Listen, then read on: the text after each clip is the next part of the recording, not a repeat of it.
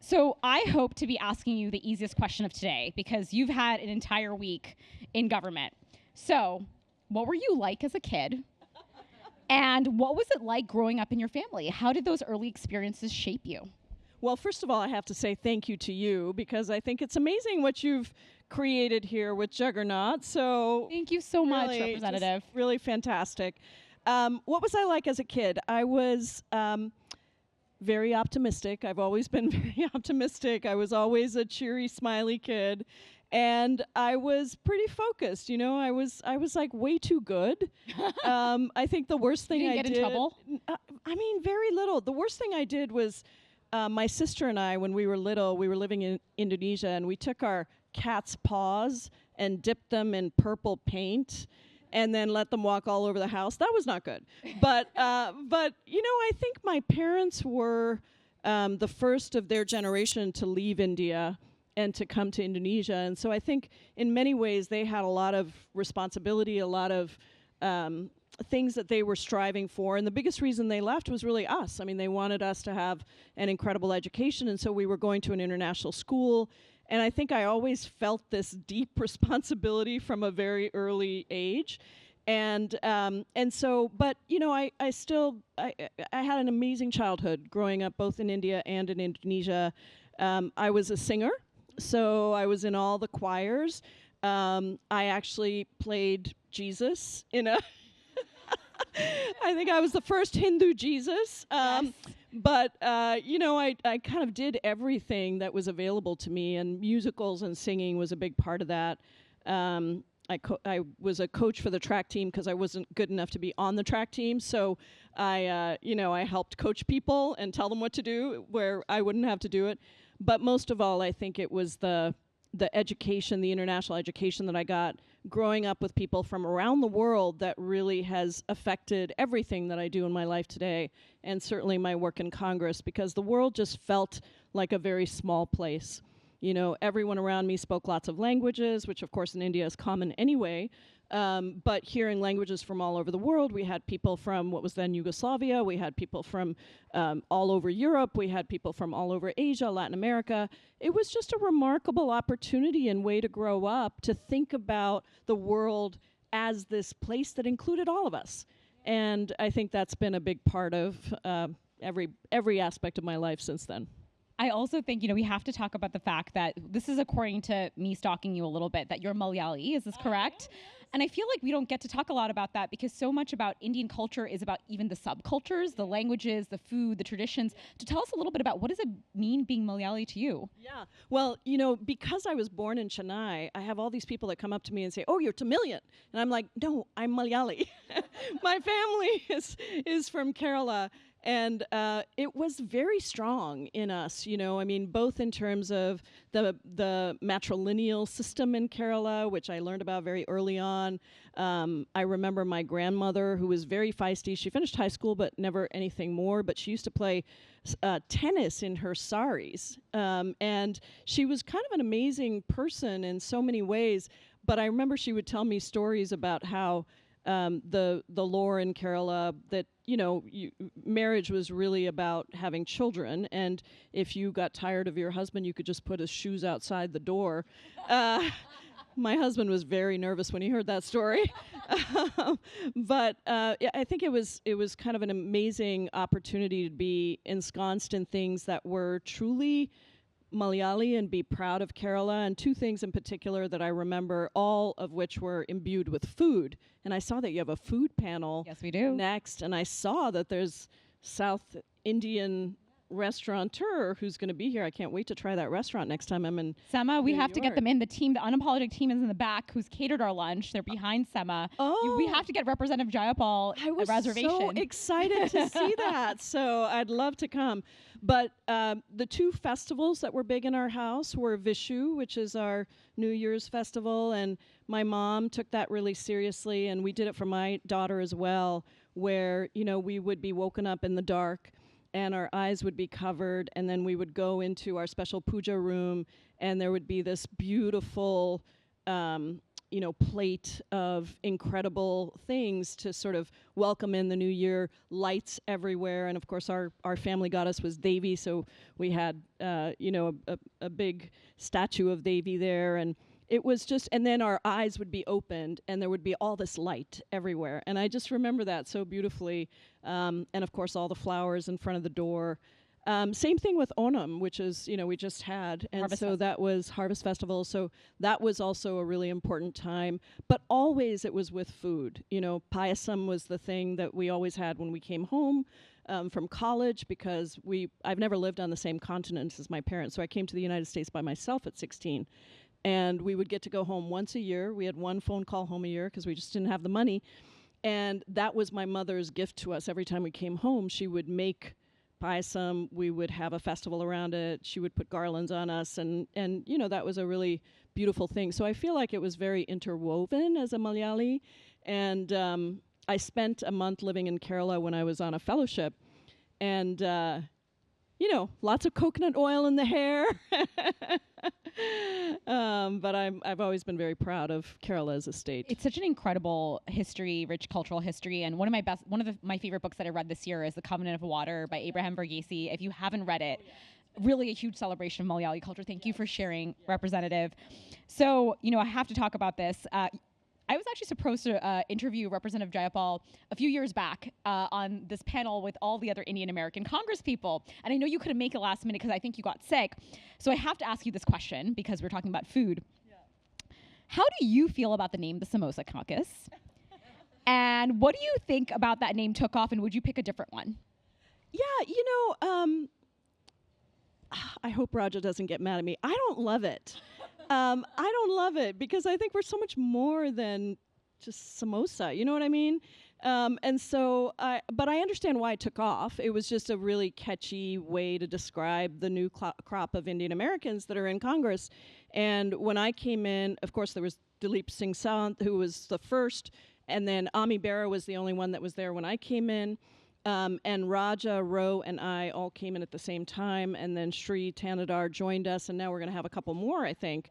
But I will point out to all the women in the room that there's only one Indian American woman, and I would really like to change that. And I've worked very hard to try and change that and supported a number of candidates, but it is much harder for women in general, and certainly for Indian American women. It is much, much harder, and I have a few stories about that, but I think we need to do more work to make sure that we are supporting Indian American women in particular, because we need more of us there, and it does matter. But it's a great caucus. I don't know what name I would pick, so I'm open for suggestions. Any suggestions? And if you all would like to, send me your best ideas, and we'll see if we can do a takeover of Samosa Caucus into something else. I love that. Well, I actually do want to dwell about this because this is so important. How do you think we can get more, female South Asian leaders elected? Because, we all know this. There is intersectionality. It's not just, let's get more South Asians in office. Sometimes it ends up being of one particular group. So how do we get more South Asian women elected? Well, I think, one of the sad things about the way our politics work in the United States is so much of it is about money. And when I was first running, I found that it was extremely difficult to raise money from the Indian American community because it was primarily controlled by a lot of the men and who were making the decisions about where the politics went. I think that's been changing, but I would really encourage all of you in the room to think about this, because I would call people who had donated to other Indian American male candidates who had lost. And I would say, here's my plan, here's what, I'm going to win this race, blah, blah, blah. And they would say, no, sorry, it just sounds like too much of a stretch. And so that was hard. And now, of course, most of my money does not come from the Indian American community. It comes from the broader community. But that's because that's the way politics works. You have to raise so many millions of dollars. And our districts that we win in are not majority South Asian American. My district is a majority white district. And then it has a big coalition of lots of API voters, but not necessarily Indian American voters or South Asian American voters. And so you have to build that coalition, but you really do need the support of your community, I think. And particularly, I would say to the Indian American women or the South Asian American women here, There is a difference. Like, we're always talked about as an Indian American caucus, but I would like more people to focus on what are the barriers for Indian American women that are running or South Asian American women that are running. How do we address that? How do we really push that out and help more people? Because I do find that this is something I hear from the South Asian American women candidates that I've been supporting who have gotten close but haven't gotten in. It's so funny because we actually did, I don't know if many people know this, but in 2020, the Juggernaut partnered with 538, and we actually tracked donations by last name, and we estimated how South Asians were donating to local candidates. And it is true, many of the male South Asian candidates, a large portion of their money was coming from community members. In fact, one specific candidate, Suraj Patel, 70% of his donations came from other Patels. It was just fascinating. It was fascinating. And so I think what you're alluding to, Representative, is that there is so much potential here. We can flip that so easily. Yes. We can easily change the narrative that if we were to do this in 2024, can the Juggernaut find that more South Asian women are getting donations from its own community? Because sometimes you need the own community to kickstart the campaign. That's what we found in our data. That's really interesting. I'll say one more thing about this. I do think it matters when you have models, right? Like when you have an example. And so when I ran in 2014 for the state Senate, I was the first South Asian American elected to the state legislature. And 2 years later, and I was the only woman of color in the state Senate, by the way, also. But a couple of years later, because I ran, other South Asian American women, actually other women of color generally, looked at those signs that said Pramila for Senate and said, wait a second, if she can run with a name like that, I can run too. And now we've had 5 South Asian American women in our state legislature since I ran. So I do think it makes a difference when we're here, when you're where you are, when all of the people in the audience are doing the amazing things you're doing.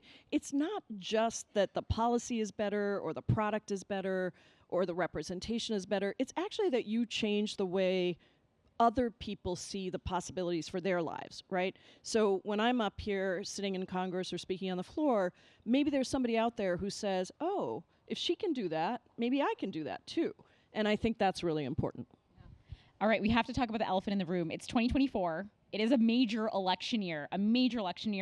And one of the things that I've noticed is that there are so many topics that get kind of, the mainstream media latches onto, and then they get repeated over and over again. I want you to tell us, what are some issues that you think people aren't talking enough about that we should be informed about?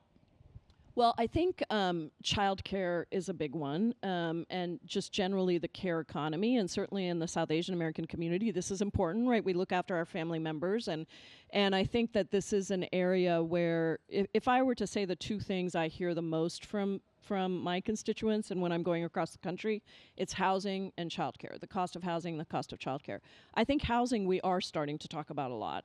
And the Vice President has actually put out a great plan, and we had, in the last Congress, when we were passing Build Back Better, we passed a huge investment in housing. It didn't make it through the Senate, it was 2 votes short, but really thinking about how do we invest in housing so that people can go back to thinking that it's possible to rent, much less own a home on one job salary, So that's, I think the care economy is a big one. I think that the other is just this, the differential in wealth and income inequality in this country.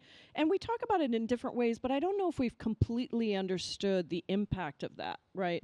When you have so much of the wealth going to a very small percentage of people, what happens is the gap between the poor and the middle class really shrinks. And so when we have programs that aren't universal, that are targeted to the most vulnerable, which I'm very much in favor of, what it means is that there's a cutoff at some point. And then people who are not in that most vulnerable, but are still trying to figure out, can I afford a meal, or do I pay my rent, or do I buy my insulin, or do I pay my rent? That becomes a really big issue. And so I do think we have to think about universal programs and talk about universal programs. And that's why even with whether it's healthcare, I'm a big supporter of universal healthcare, or whether it's childcare, I think we should think about it as being necessary for everybody, right? And that everybody needs help with it, including what we may think of as the middle class. And actually those universal programs like Social Security are much more popular and easier to sustain because you don't have the sort of the resentment of someone saying, well, I only make, $5,000 more than you, but you get assistance and I don't. So I think we should talk about universality a lot more in our programs and recognize that the way that income and wealth inequality has skewed means that there are a lot more people that if we had thought the middle class was, secure, that now all of a sudden there's a lot of angst about it. And frankly, I think that's part of what gives rise to racism and xenophobia and, attacks on immigrant communities, for example, in general. I think, I agree with you. That's all so related. A society is so fragile. So when things are not working, it's really felt and reverberated throughout. I specifically also want to talk about this act called the Eagle Act. Yes. You have been very vocal about it. For people who aren't familiar, it was something that you've tried to pass. We've almost passed, and currently no more than 7% of visas in a year can go to applicants from any single country, so of origin, which means that if you aren't familiar, there was a backlog of 1.4 million applications in 2021, many of whom are from, guess which two countries? India and China. So you've tweeted that it took you 17 years to become a citizen. What do you think needs to change about America's immigration system? Because this math isn't mathing. Like, people are waiting 150 years for a green card. If they're Indian, it's not working. What do you think needs to happen? And this is the thing I spent, more than a decade working on before I came to Congress. Now I'm the ranking member of the immigration subcommittee. And so our immigration system is so outdated. All of it operates by caps, right? So a certain number of people, and most of those caps are per country. So this many people from India, this many people from China, this many people from wherever. And those caps were set 30 years ago. 30 years ago. So whether it's an agricultural worker or a high-tech worker, the industries that we were prioritizing 30 years ago are really different than the industries we're prioritizing today. And so really on every level, we've taken away the legal pathways for people to be able to come to this country. And we're so backlogged, both because of the caps and because we've cut resources from processing. So the INS is actually fee service.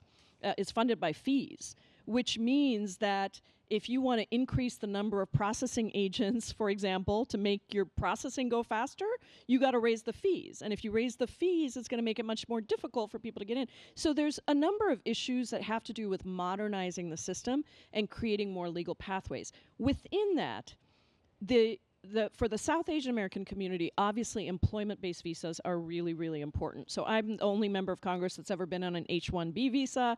I was on an H-1B visa. I know exactly what that is. It did take me a long time and a lot of visas to get through the system and get my citizenship. And right now, the Eagle Act is the only bill that would actually there's a comprehensive bill that would address this as well, but the Eagle Act is the only one that addresses this particular piece, and it does two things. It eliminates the per country caps for these employment visas, right? So H-1B visas, there's a lottery, and there's a certain number of visas, and once that lottery is done, you're out of luck.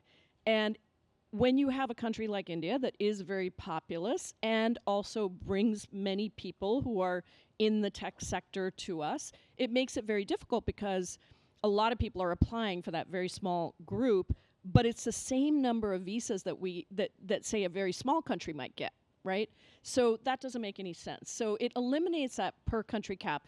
And then it also raises, you mentioned 7%, that is for family-based immigration, and it raises that 7% cap to 14% so that we can bring our family members in as well and have a way to do that. So we've been pushing for this. It is a piece of more comprehensive reform.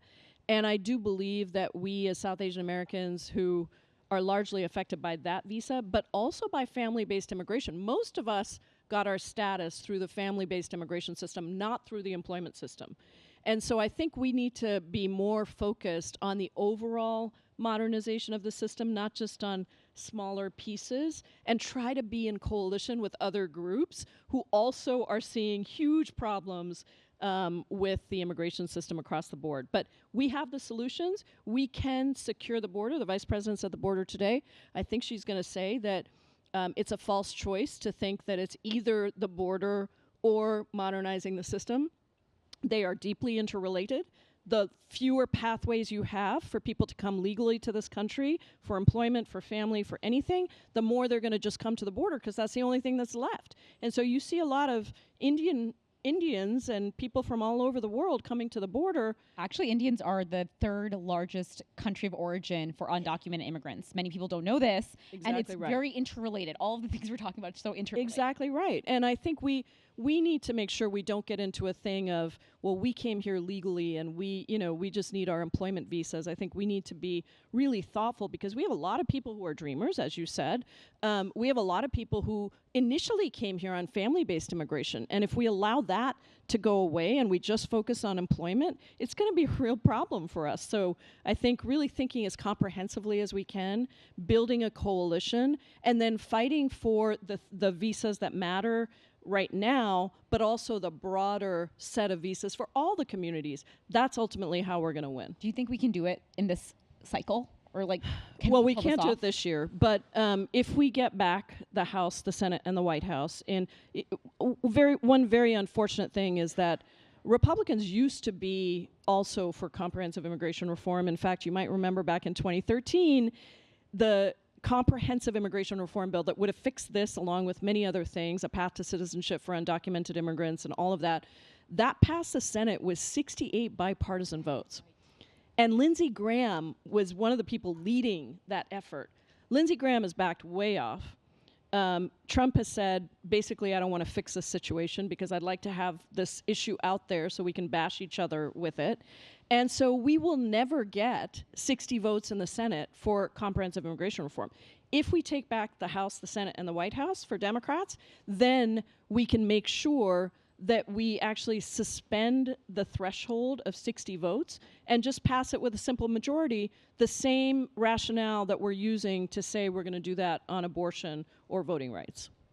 So let's talk about the White House, right? I feel this is an incredible election year. We are seeing the first ever Black and Indian woman running for the presidency. You've been very vocal, Representative, about your support for the Kamala Harris and Tim Walz campaign. What's exciting you about the campaign this year, and what are some policies or visions that you share with that campaign? Well, it's been amazing. You know, Vice President Harris, Kamala Harris at the time, was elected into the Senate at the same time that I was. So we were both elected the same night. I was the first Indian American woman in the House. She was the first Indian American woman in the Senate.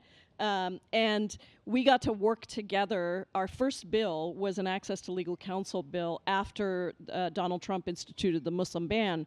So we got to work together on that, introducing that. We got to work together. We co-sponsored together or co-led together the National Domestic Workers Bill of Rights. She's been an amazing champion on a lot of the care economy things, a lot of reproductive rights. And so I am really excited that we have this historic candidacy. And I think for the South Asian American community, it's an opportunity for us not just to engage people in this election, but to really help people understand why it matters, right? What is so important about democracy and voting, and how, even for the people who say, I'm not interested in politics at all, everything you do is about politics. Literally everything you do. You want to start a small business, you want to drive on the roads, you want to send your kids to school, everything does intersect with politics. And I think Kamala Harris's candidacy is an opportunity for us to engage people. And so that's the thing that's exciting me the most.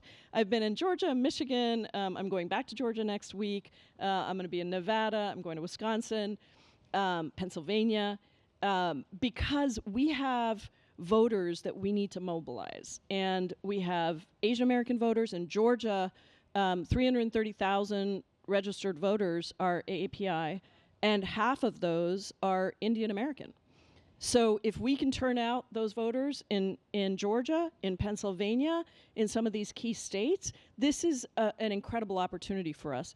There's so much I share with Kamala Harris and Tim Walz. That doesn't mean I agree on 100% of issues, but it does mean that we have an opportunity to organize for progress in this country. As I tell people all the time, perfection is rarely on the ballot, even though we'd all like to think we're perfect. Perfection is rarely on the ballot, but real progress is. And I think we will be able to organize for the things we care about, childcare, housing, economic opportunity, small businesses, making sure our economy actually works for people, protecting consumers. There's so many things that she's come out with that are a fair tax system. All of these things are just really critical for us if we're going to move forward and have people wake up and feel like, hey, my life is different today, and I can support my family, I can support my dreams, I can support the next generation, my planet's going to be around, I'm gonna be able to take care of myself and take care of the people I love. That's what I think Kamala Harris and Tim Walz stand for, and that's why I'm so excited to do this work on their behalf, really on all of our behalfs. Thank you for doing that. And many people don't realize, so many Indian Americans and South Asian Americans are key constituents in swing states. Yep. From Michigan to Pennsylvania to Georgia. And so it does matter. So if you're not thinking about registration, definitely register to vote. And one of the most fun events that I did a couple of years ago in Pennsylvania was with Meena Harris and Padma Lakshmi. The three of us were out door knocking. We had such a great time. They made me do videos that I've never done before, but it was really fun. But we were in a completely South Asian American neighborhood, lots of different languages, and each of us was trying to stumble our way through various languages, talking to voters who had never been visited before. And guess what? If you don't talk to people, they're not going to vote. So this is a real opportunity, I think, for people to get engaged. All right, Representative, I'd love to open up to questions because it's such a rare opportunity. The last question I'm going to end with is, what keeps you up at night, and what are you most excited about in the year ahead? What keeps me up at night is that preserving our democracy is not an easy task. And I was in the gallery on January 6th when I literally did not think I was going to make it out. And insurrectionists were pounding at the door and trying to kill us. That's literally what was happening as I was trying to serve my country and do my job and certify the election. And I really think that we are at a turning point in this country. We have to do better for people. Government can't be gridlocked, and I think the filibuster is one of the reasons that we can never get anything done, because as we get more and more partisan, it becomes harder to get 10 votes in the Senate, even when you have 90% of people supporting reforms for sensible gun violence, or for health care, or for bringing down the price of pharmaceutical drugs, or any of the things that we care about. And I think we need to take on those structural issues, or I fear that even if we win this election, but we don't win all three chambers and we're not able to get some of these substantial things done, we will lose people again, because it's hard to explain. And I see a lot of younger folks in the audience. You tell me if I'm right. I think it's very hard to explain to people that you elected us, Democrats in all three bodies, but we're not getting things done. And then I give you some explanation about this Jim Crow legacy filibuster that allows 40 largely white men in the Senate, who represent 12% of the country's population, to block anything from even being debated. And the only way around that is if we get some unelected woman named the parliamentarian to rule that we can actually vote on those things. I've lost you all, right? You're like, I don't know what you're talking about. Just do the things I elected you to do and that you said you would do. And so we've got to take on those structural reforms, and then I think we can get some of these things done and we can restore hope. What gives me hope is the incredible energy from young people across this country, and from simultaneously, particularly older Black and brown women across this country. No matter what state I go to, in Georgia, in Michigan, wherever it is, I will have people from both those categories coming up to me and saying, please don't stop fighting for us. And we are going to do our part. And you can see it in Georgia. Just recently, I was doing a big launch for the Harris-Walz campaign, and the room was filled with these older Black women who were like, we've been here, we're going to be here, we're going to help save our democracy. And I think that gives me a lot of hope. And I think the momentum of new voter registrations, the numbers I look at are the incredible number of new voter registrations since Kamala Harris became the top of the ticket.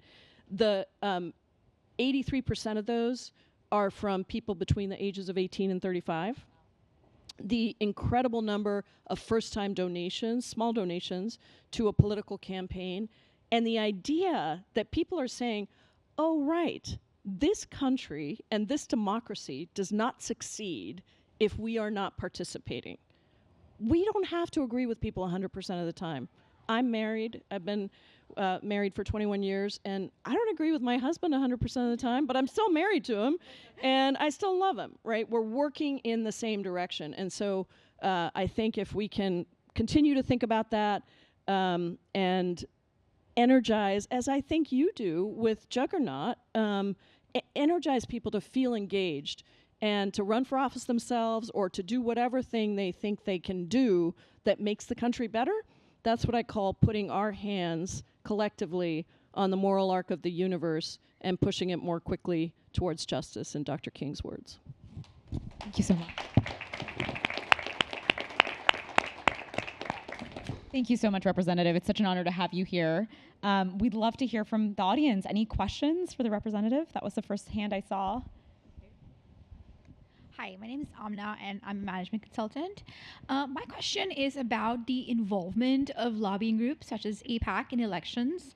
And we've seen an overwhelming amount of involvement recently, but what I'm finding out to my own research is that they've been involved for a very long time, and they're involved at every level to the point that President Obama was scared of them. So have you done anything to kind of lessen that involvement or maybe legislated against it in some way? Oh, absolutely. And, they tried to come into my district and recruit somebody against me. And we worked very hard to make sure I got 80% of the vote. So they're not kicking me out. But I think this is a real challenge, and it's about money and politics in general. I really think that we should have a publicly financed campaign system. Why do we run around spending all our time trying to raise money? I don't take corporate PAC money. I only take money from individuals. But we have to raise millions of dollars every cycle.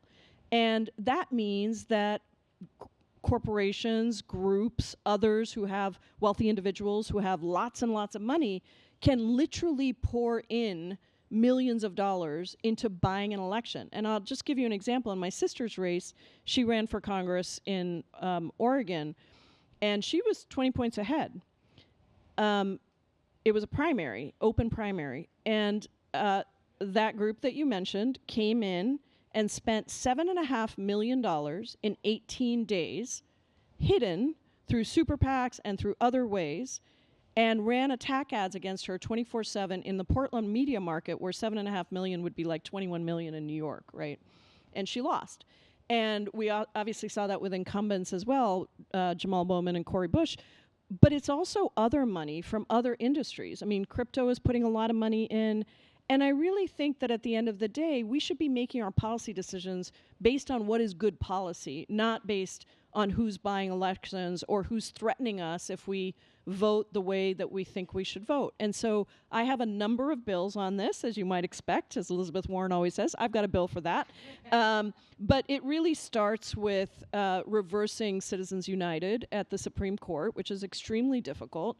And it also, there is a bill called the For the People Act, which we passed in the House, which we almost got through in the Senate, which we need to pass if we get rid of the filibuster, that at least starts to bring a lot more transparency in so that we can identify who these donors are. We can require that they tell us when they're testifying in front of us in Congress. We know what their interests are, what their conflicts of interest are.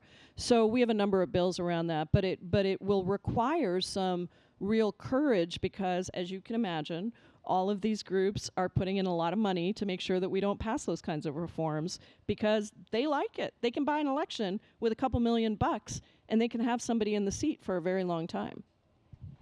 Anybody else?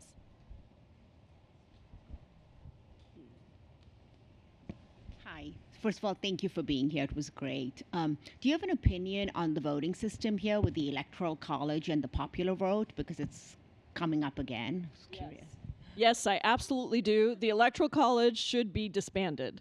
It makes no sense at all. And we've had too many elections now where the president has not won the popular vote. And everything comes down to a very tiny group of states. All of our states should matter, right? And we have the most populous states. Many of our blue states, California, New York, et cetera, Washington State, we're very populous, but we don't really matter in the presidential election because it's the Electoral College. And so it comes down to a state like, you know, Wisconsin or Michigan, and we love those states, but we all should have the power of having one person, one vote to elect the president of the United States. I mean, absolutely, there's a chance. These things are big, though. You know, they require constitutional amendments. It's not out of the, which would be either a constitutional convention or you'd have each state pass, pass amendments. So it's not out of the question. I think it's gotten so close in the races because of the Electoral College that I think what we need to do is put a bigger margin in. I'm hoping that if we win this time around, we can win with a bigger margin so it can give people a little bit more confidence to do some of the structural changes that I mentioned, including Supreme Court reform. I think we should expand the Supreme Court. I have a bill for complete ethics and transparency on the Supreme Court because the highest court of the land has the lowest trust ratings ever, and it's become essentially a sham for justices to go out and get luxury trips from people that are arguing cases before them. So I think there's a lot of work we have to do. Electoral College is in that mix, but it's probably a little further down just because of the amount of political capital it would take to really change that. Thank you so much, Representative. A huge, huge, huge round of applause for the work she does every single day. Thank you so much, everybody.